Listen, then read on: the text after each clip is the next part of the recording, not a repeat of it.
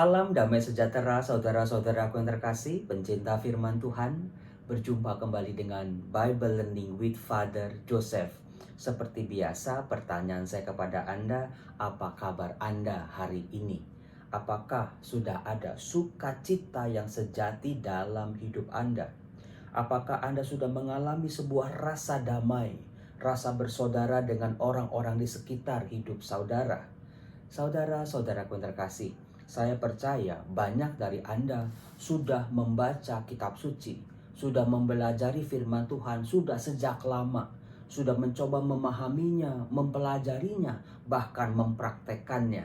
Saudara-saudaraku, salah satu sifat Allah yang kita bisa lihat, yang bisa kita baca dalam kitab suci adalah Allah itu Maha Pengampun. Diungkap dengan ungkapan-ungkapan yang luar biasa. Misalnya Allah itu Maha Rahim, Allah itu panjang sabar, Allah itu murah hati. Silakan Anda tulis di kolom komen ungkapan-ungkapan Allah Sang Maha Pengampun ini. Saudara-saudaraku yang terkasih, luar biasanya dalam iman Kristiani adalah kita yang memuji Allah, kita yang memuliakan Allah, kita yang kagum dengan Allah, kita yang sudah diangkat sebagai anak-anaknya. Ternyata kita juga diminta untuk bisa hidup bersama-sama dengan Allah. Salah satu tanda seseorang yang bisa dikatakan sudah hidup dengan Allah adalah mencontoh sifat-sifat Allah. Nah, kembali ke pertanyaan tadi saudara-saudaraku.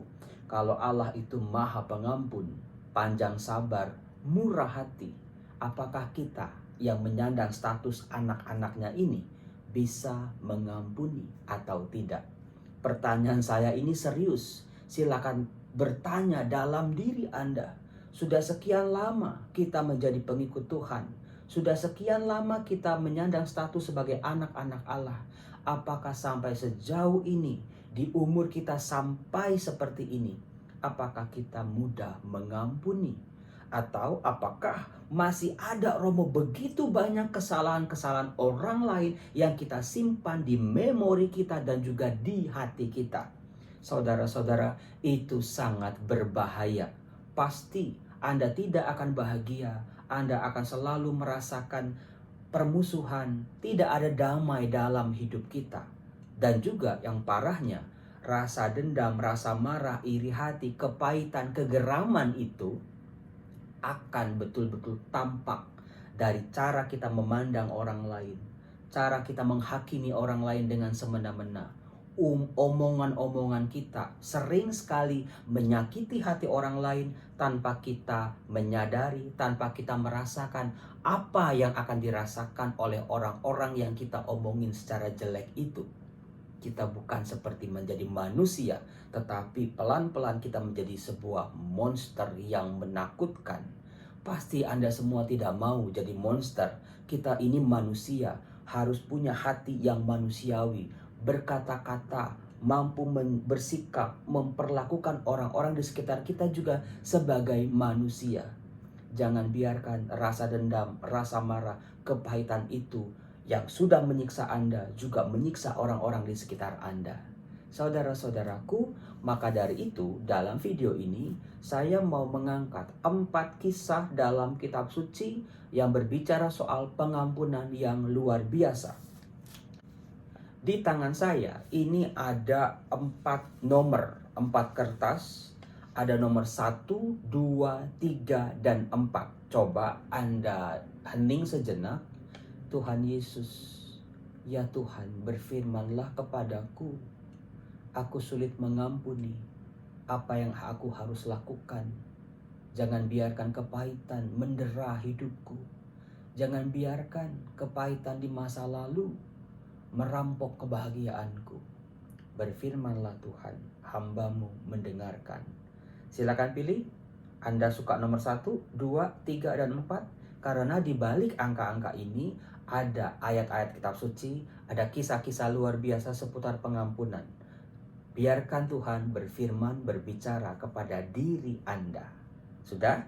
Oke, saudara-saudaraku, sekarang saya acak 1, 2, 3, 4 ini. Kita pilih nomor 1 dulu ya. Siapa yang pilih nomor 1? Sudah tulis di kolom komen nomor berapa? Oke. Nomor 1 itu, wah ini luar biasa ini. Kita lihat Lukas bab 23 ayat 34. Ternyata kisahnya ketika Yesus disalibkan. Pada waktu itu, ketika orang banyak menyalibkan Yesus, orang banyak memfitnah Yesus, orang banyak menghendaki Yesus mati, musnah, menyingkir dari dunia ini. Tuhan Yesus di atas salibnya berkata, "Ya Bapa, ampunilah mereka, sebab mereka tidak tahu apa yang mereka perbuat."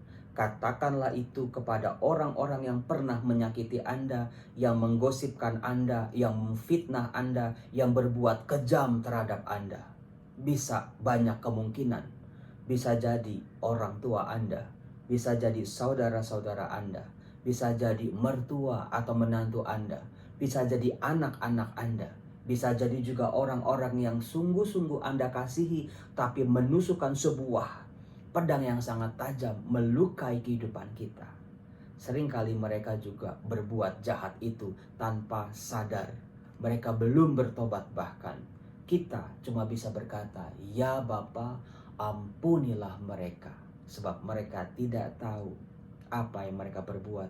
Bahwa yang mereka perbuat sungguh-sungguh menyakiti hati saya. Bahwa yang mereka katakan sungguh-sungguh melukai kehidupan saya. Ampuni mereka Bapa. Itu yang nomor 1. Sementara yang nomor 2, siapa yang pilih nomor 2? Wah, ini juga luar biasa saudara-saudara. Diucapkan oleh seseorang di akhir hidupnya. Apakah Anda bisa menebak? Dari Kisah bab 7 ayat 60. Kisah bab 7, Kisah Para Rasul bab 7 ayat 60. Di mana di situ dikatakan seorang yang bernama Stefanus, dia seorang pewarta, dia melihat langit terbuka, dia memberi kesaksian tentang Allah. Tetapi orang-orang Yahudi yang dipimpin oleh Saulus melempari dia dengan batu. Ketika dilempari batu, Stefanus berdoa seperti ini, "Tuhan, janganlah tanggungkan dosa ini kepada mereka."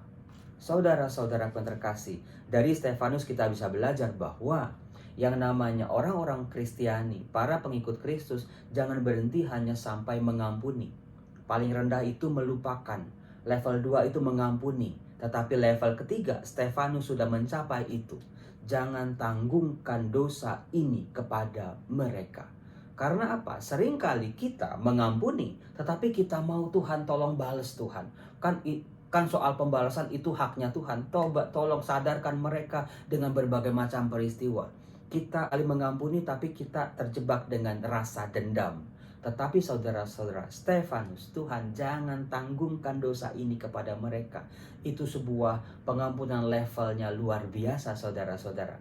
Kita diajak untuk bisa seperti Stefanus. Kemudian yang ketiga, siapa yang pilih nomor 3? Di situ ada 1 Samuel bab 24 ayat 7. 1 Samuel bab 24 ayat 7. Wah, saya tahu nih, ini pasti kisah tentang seorang raja luar biasa, namanya Raja Daud. Konteksnya adalah waktu itu Daud dikejar-kejar oleh Saul yang mau membunuh Daud. Padahal Daud tidak bersalah. Padahal Daud sangat mengasihi Saul. Padahal Daud sangat melindungi Saul, menghormati Saul sebagai seorang raja pilihan Tuhan. Tetapi berkali-kali Saul mau membunuh Daud. Nah, konteksnya adalah Daud selalu mengampuni. Yang dihadapi oleh Daud adalah kesalahan Saul yang berkali-kali. Siapa di sini yang harus menghadapi orang-orang yang sangat menyakiti diri kita sampai berkali-kali, dan kita harus mengampuni sampai akhir. Belajarlah dari Daud. Ketika Saul mencoba membunuhnya bertubi-tubi berkali-kali, mengejar-ngejar dia, Daud selalu mengampuni. Salah satu senjata Daud ada di 1 Samuel bab 24 ayat 7, di mana dikatakan begini, "Dijauhkan Tuhanlah kiranya daripadaku untuk melakukan hal yang demikian kepada tuanku, kepada orang yang diurapi Tuhan, yaitu menjamah dia, sebab dialah orang yang diurapi Tuhan." Jadi waktu itu orang-orangnya Daud menyuruh Daud untuk membunuh Saul karena kesempatannya terbuka lebar. Tetapi Daud tidak mau mengotori hatinya, mengotori tangannya. dengan dendam dan amarah, dengan membunuh Saul. Saudara-saudaraku, jangan biarkan hati kita yang bersih, diri kita juga ikut tercemar, juga ikut berantakan seperti orang-orang yang menyakiti kita. Nah, yang keempat saudara-saudaraku, siapa yang pilih nomor 4? Wah, ini kisah favorit saya, ada di Kejadian bab 45 ayat 4 dan 5, yaitu kisah tentang Yusuf. Saudara-saudaraku, Yusuf ini kita tahu anak Yakub, dia dijual oleh keluarganya sendiri, oleh kakak-kakaknya. Dia dimusuhi, dia dibenci tanpa sebab, dia dibenci tanpa alasan, dia dibuang bahkan mau dibunuh. Dia dijual sebagai seorang budak dan dia mengalami penderitaan bertubi-tubi sampai akhirnya Tuhan mengubah kehidupannya.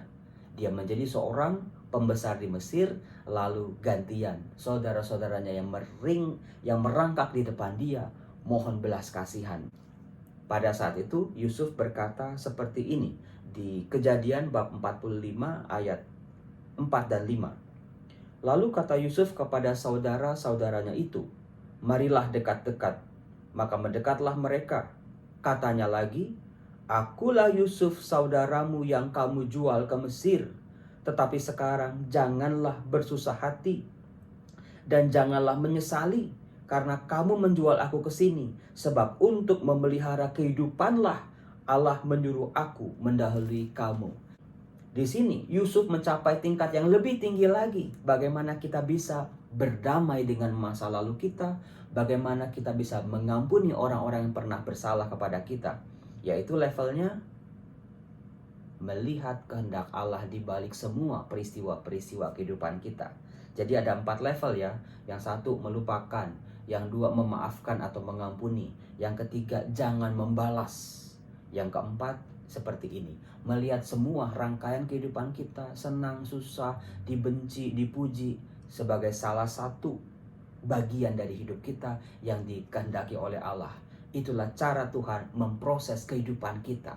Nah, saudara-saudaraku, semoga 4 kisah ini menginspirasi saudara dan betul-betul membaca kehidupan kita. Allah mau berfirman kepada kita dan apa yang mau kita lakukan setelahnya. Allah pasti menghendaki kita supaya kita juga bisa mengampuni.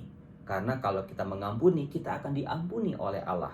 Tetapi bukan sekedar mengampuni, apalagi melupakan, tetapi berdamai. Ada sukacita menjadi manusia baru dalam Tuhan. Semoga pewartaan ini memberkati saudara. Jangan lupa videonya untuk di like, di komen, dan juga di share. Salam.